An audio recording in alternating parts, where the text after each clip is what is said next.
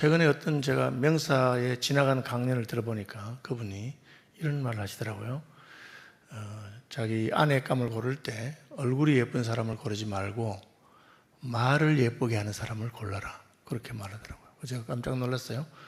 성경에서 하는 것하고 비슷한 그런 가르침을 주기 때문에 아마 그분은 오랜 경험이라든지 또 자기 나름대로 연구를 통해서 어떤 사람이 좋은 사람일까 할 때 말을 바르게 하고 예쁘게 하는 사람이 좋은 사람이다. 그렇게 생각했던 것 같습니다. 야고보는 말이 우리의 삶 전부를 관할하는 배에 있어서는 키와 같은 것이다. 그렇게 가르치고 있습니다. 그렇게 시작해서 결론도 마찬가지입니다. 결론도 우리가 그러면 어떤 말을 해야 할 것인가 하는 것을 이야기하고 있습니다. 첫째, 왜 야고보는 맹세하지 말아라. 맹세는 왜 하지요? 상대가 내 말을 믿지 않기 때문에 맹세하는 겁니다. 상대가 내 말을 그대로 신뢰하고 믿으면 그렇게 할 필요가 없죠. 그 사회나 그 민족이나 그 사람들이 그 말을 신뢰할 수 있을 때는 맹세 같은 거 할 필요가 없습니다. 그냥 말하면 됩니다. 상대방이 내 말을 믿지 않으면 그때 맹세하게 되는 것이죠. 제가 좀 유학 시절을 보냈던 영국 사람들이 그런 얘기를 하더라고요. 할아버지가 자기들이 젊은 시절에 20세기 초반에는 영국 사람이 말을 하면 그 말을 다 믿었다는 겁니다. 그래서 영어에 I have your word. 너 나한테 말했지. 그 말은 당신이 약속했다는 뜻입니다. 그 말했으면 지키는 건데 그 말을 안 지키니까 요즘은 계약서를 써야 되고 또 도장을 찍어야 되고 보증인을 주고 그렇게 하는 겁니다. 그래서 우리는 말을 할 때 상대방이 믿을 수 있는 말을 해야 됩니다. 그래서 상대방이 내 말을 믿지 않으니까 그럼 내가 맹세하겠다. 또 하나님의 이름을 맹세한다. 하늘로 맹세한다. 땅으로 맹세한다는 그럴 때 맹세하게 되는 것이죠. 그렇지만 내가 말한 것을 못 믿는데 맹세했다고 해서 그것을 믿을 수 있는 것은 아닙니다. 특별히 인생은 자기 자신의 앞니를 알지 못하고 또 자기가 말한 것을 또 다 지킬 수 없을 그런 가능성이 많습니다. 그래서 맹세하고 비슷한 말로 장담이라는 게 있습니다. 장담. 반드시 내가 이렇게 한다 하고 장담하는 거죠. 저도 신앙생활 하면서 인생을 살아보니까 내가 장담한 것마다 하나님께서 그것을 꺾으시는 것을 많이 경험했습니다. 왜 그럴까요? 인생은 스스로를 장담할 수 있는 존재가 아니고 큰 소리 칠 수 있는 존재가 아니기 때문에 그렇습니다. 그냥 제가 하겠습니다 하는 걸로 말아야 되는데 뭐 반드시 해야 되고 죽어도 해야 되고 내가 그렇게 꼭 한다고 그렇게 말하면 자기 말하는 것을 자기가 어기게 돼서 하나님이 우리를 부끄럽게 하시는 경험을 많이 했습니다. 그러니까 가능하면 그런 말을 하지 아니하고 큰 소리도 치지 말고 그냥 제가 하겠습니다. 그 정도로 하라고 말하고 있습니다. 하늘이나 땅으로 아무 것으로도 맹세하지 말아라. 뭐 하늘을 땅을 어떤 것들을 우리가 마음대로 할 수 있는 것이 아닙니다. 그냥 그렇다고 생각하는 것은 그렇다고 아니라고 하는 것은 아니라 저는 이렇게 생각합니다 하고 말아야 됩니다. 그래서 말 때문에 너가 나한테 약속했잖아, 맹세했잖아, 그건 했는데 왜 안 했느냐, 뭐 그렇게 서로 간에 불화가 일어나기 때문에 그렇습니다. 인생은 자기의 장래를 장담할 수 있는 존재 결코 아닙니다. 제가 학생 시절에 저를 가르쳤던 SFC 간사님이 탄식하면서 그렇게 말하더라고요. 자기가 평생에 3가지는 죽어도 안 하려고 한 게 있는데 그 3가지를 다 하게 됐다. 뭐냐? 하나는 유학 가는 거고, 하나는 SFC 간사가 되는 거고, 하나는 목사가 되는 건데 그 3가지 다 자기가 결국은 다 했다는 거예요. 그래서 참 하나님이 부끄럽고 나는 죽어도 목사 안 되겠다든지 나는 죽어도 유학은 안 간다든지 나는 죽어도 SFC 간사를 안 하겠다든지 그렇게 말했는데 하나님이 자기가 말한 것마다 다 하도록 만들어서 너무너무 부끄럽고 자기를 돌아보게 되었다. 그렇게 하는 겁니다. 그래서 그렇다 아니다 그렇게 말하도록 하라고 하고 있습니다. 그 다음에 말입니다. 너희 중에 고난당하는 자가 있느냐. 우리가 고난을 당하면 어떤 말 하게 됩니까? 앓는 소리를 하게 되죠. 아이고 아파라, 아이고 어떻다, 상황에 죽겠다. 그렇죠. 비명을 하거나 또 고난을 당하면 다른 사람에게 자기가 얼마나 어려운지 내 형편을 말하고 싶어서 하소연하게 됩니다. 불평불만을 하게 됩니다. 그리고 나와 가까운 사람들에게 짜증을 내거나 나와 가까운 사람들에게 한풀이를 하거나 그렇게 되기 쉽습니다. 그런데 고난당할 때 그렇게 하지 말고 기도하라고 말하고 있습니다. 우리가 진짜 마음에 부담이 되고 괴로움이 있거나 그런 것을 말할 때 누구에게 가서 말해야 됩니까? 하나님께 가서 말하라고 합니다. 하나님께 가서 한나가 하나님께 기도한 것처럼 나는 마음이 슬픈 여자라. 내 마음의 고통스러운 것을 여호와께 다 아뢰었다. 그렇게 야고보는 사람에게 말해봤자 아무 소용없고 자기 혼자서 그냥 비명을 지르거나 알아봤자 아무런 소용이 없습니다. 우리가 고통당할 때는 고난 중에는 하나님께 나아가서 기도하라고 말하고 있습니다. 즐거워하는 자가 있느냐 찬송할지니라. 우리가 좋은 일이 생기고 기쁜 일이 생기면 어떻게 합니까? 역시 사람에게 가서 자랑하고 싶어 합니다. 이번에 어떤 일이 있었다고. 그게 잘 안 돼요. 자꾸 사람들이 알아봐 주길 바라기 때문에 내 좋은 일 막 이야기합니다. 그럼 상대가 그것을 기쁘게 잘 받아주면 그래도 괜찮은데 상대는 지금 마음이 괴롭거나 다른 고민이 있습니다. 그런 사람에게 가서 우리가 자랑하고 기쁘고 즐겁다고 막 떠들어봤자 상대는 속으로 아이고 이제는 좋겠다 하고는 그런 마음이 더 상하게 됩니다. 오히려 기쁜 일이 있고 즐거운 일이 있으면 어떻게 합니까? 하나님께 찬송하라. 하나님께 감사하고 그렇게 말하고 있습니다. 우리가 우리의 입술을 처음 열 때 사람에게나 자기 자신에게나 하지 말고 늘 하나님 앞에 나가서 하나님 아버지 감사합니다. 하나님 할렐루야. 주님 영광을 돌립니다. 그렇게 말하라고 말하고 있습니다. 그 다음에 공동체 가운데 병든 자가 있느냐. 아픔은 이제 병든 자. 저는 교회 장로를 정할 것이요. 이 말은 교회가 아픈 사람들에 대해서 공적으로 교회적으로 그를 위해서 함께 기도해주고 함께 감당하라고 하는 말입니다. 이 교회 장로라고 하는 것은 공적인 직분을 말합니다. 그 사람이 특별한 사람이라서가 아니라 교회 장로 직분에는 하나님이 주신 권세와 권위가 있습니다. 우리가 한나가 기도한 것에 대해서 엘리라고 하는 제사장이 이렇게 말합니다. 평안히 가라. 이스라엘의 하나님이 내가 기도하여 구한 것을 허락하시기를 원하노라. 사무엘상 1장 17절입니다. 우리가 아는 대로 엘리는 좋은 제사장이 아니었습니다. 엘리는 자식도 잘 못 키우고 또 자기 몸도 비둔하고 그리고 하나님의 제사장으로서 우리가 본받을 만하거나 좋은 사람이 아니었습니다. 그런데 한나는 기도하는데 제사장이 너 아침부터 술에 취했느냐 왜 군지렁군지렁 하느냐 하니까 저를 나쁜 여자로 생각하지 마십시오. 제가 술을 마신 것이 아니라 제 마음에 슬픔이 많아서 여호와 앞에 제 마음을 간절히 통한 것입니다. 그러니까 여자에 대해서 오해했던 제사장이 미안한 마음이 들었는지 그냥 한마디 합니다. 여호와께서 내가 기도한 것을 들어주기를 바란다. 그러니까 한나가 울음을 거치고 기도를 마치고 그냥 집에 갑니다. 그리고 하나님께서는 한나를 생각하시고 잉태하게 하셨습니다. 야곱이 이삭이 자기 아들 야곱과 에서에게 기도할 때 에서에게 복을 주려고 했는데 야곱에게 복을 주게 됩니다. 속아서.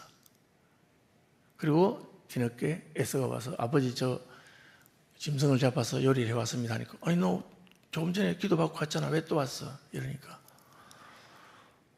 아니 제가 언제 왔어요? 이제 왔는데 아니 조금 전에 내가 축복을 다 해줬는데 야곱이구나 속았습니다. 그때 이제 그 에서가 아버지 그거 물리고 제게 다시 복을 주십시오. 그러니까 야곱이 안 된다고 그랬어요. 왜? 내가 족장으로서 족장의 이름을 걸고 하나님을 대신해서 기도했기 때문에 물릴 수 없다는 거예요. 여러분 성경에 그런 얘기 많이 나옵니다. 하나님의 이름을 한 거예요. 여호수아가 가나안 땅에 들어가서 그죠? 기본 족속들에게 살려주겠다고 했어요. 멀리 있는 사람들이라고.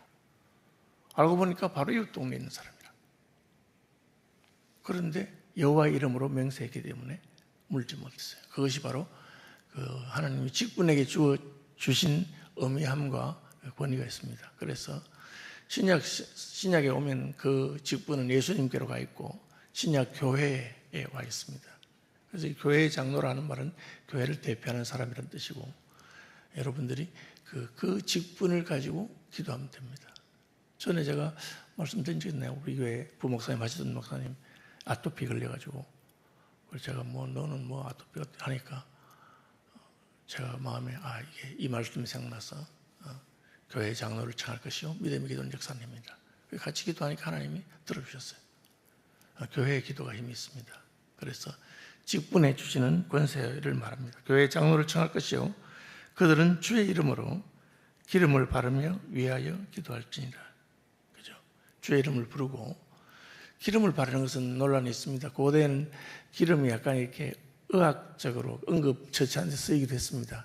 그러나 병이 다양한데 그냥 기름만 발라서 하는 것은 의료 행위가 다 될 수 있느냐 논란이 있습니다. 어떤 분들은 기도해도 그 의학적인 처방이나 의학적인 처치를 하는 것을 금하지 않는다 그렇게 해석하는 분도 있고요.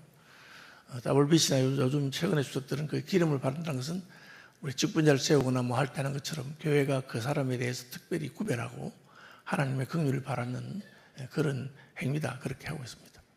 어쨌든 교회는 교회의 이름으로 그 환자를 특별히 하나님 앞에 구별하면서 하나님의 긍휼을 여기시기 위해서 기도하면 어떤 일이 있느냐. 믿음의 기도는 병든 자를 구원하리니 주께서 저를 일으키신다. 하나님은 자신을 신뢰하고 하나님께 나아오는 자를 외면하지 않습니다. 그 다음에 보면 혹시 죄를 범하였을지라도 사하심을 얻으리라. 이는 죄가 우리의 기도나 우리의 질병을 낫게 하는 하나님의 치유를 막는 것이라는 뜻이 있습니다. 그럼 우리는 죄를 지었더라도 교회 앞에서 자복하고 또 함께 기도할 때 하나님의 역사가 있는 것을 알면 됩니다. 탕자는 아버지께 죄를 범했습니다. 그러나 그는 아버지께로 돌아왔습니다. 그때 아버지는 그를 용납하고 환영하는 것을 알 수 있습니다. 하나님께서 그렇게 하십니다. 이러므로 너희 죄를 서로 고백하며 병 낫기를 위하여 서로 기도하라. 이게 좀 아주 어려운 부분인데, 우리가 이제 죄를 자복하는 것은 개인적인 죄인데 공개적으로 자복하다 보면 듣는 사람이 시험이 될 수도 있고 합니다. 이제 교회사적으로 실천적으로 어떻게 이런 서로 죄를 자복하는 것이 잘 적용될 수 있는가를 제가 살펴보니까, 우리가 성령 충만하고 하나님 앞에서 있을 때는 죄를 자복하는 사람이 자복하는데 들은 사람은 기억이 안 나요. 들었는데 그 사람이 무슨 죄를 자복했는데 본인은 자복했는데 들은 사람은 기억이 안 나고 성령께서 지워주셔서 그래서 괜찮다 그렇게 하는 케이스는 제가 본 적이 있습니다.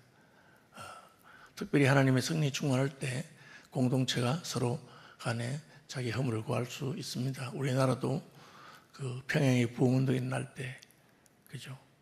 자기가 친구의 유산을 손댄 거, 잘못한 것, 이런 거 다 고백할 때 하나님께서 크게 역사하시고, 또 그 사람에 대해서 저놈이 나쁜 놈이네 하고 내가 들은 것에 대해서 그렇게 하지 않는 그런 경우가 있습니다. 어쨌든 병 낫기를 위해 서로 기도하고 자기의 잘못에 대해서 고백하고 할 때 의인의 간구는 역사하는 힘이 많다. 이게 이제 의인이 죄를 고백할 줄 아는 사람이 의인이라고 하는 뜻이겠습니다. 마지막으로 엘리야 얘기를 합니다. 엘리야는 우리가 성정에 같은 사람인데, 이 말은 엘리야가 특별한 사람이 아니고 누구든지 하나님께 나아가면 된다. 엘리야 기도는 두 가지였는데, 비가 오지 않기를 간절히 기도한 적. 이 간절히 기도했다는 건 지속적으로 기도했다는 겁니다. 어떤 기도는 굉장히 힘듭니다. 비가 오게 해달라는 기도는 쉽지만 비가 오지 않게 해달라, 그런 기도 할 수 있겠어요? 지금 곡식이 없어서 백성들이 굶어가고 풀이 없어서 양떼들이 죽어가는데 그렇게 합니다. 우리나라가 경제적으로 부흥하고 잘 살게 해달라고 기도하는 건 쉬운데 우리나라가 망하게 해주십시오, 그런 기도 하겠습니까? 굉장히 어려운 겁니다. 그죠?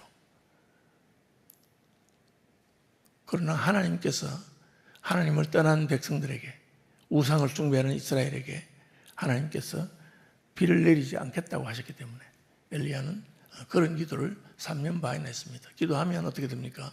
시냇물이 줄어들어서 거리 시냇가에 숨어있던 엘리야는 자기가 마실 물이 없어서 자기가 또 시돈 땅으로 옮겨가야 되는 그런 일이 생깁니다. 기도하는 것이 내게도 힘들지만 하나님의 나라가 세워지는 일을 위해서 기도하는 겁니다. 굉장히 힘든 기도죠. 저는 한두 번 봤습니다.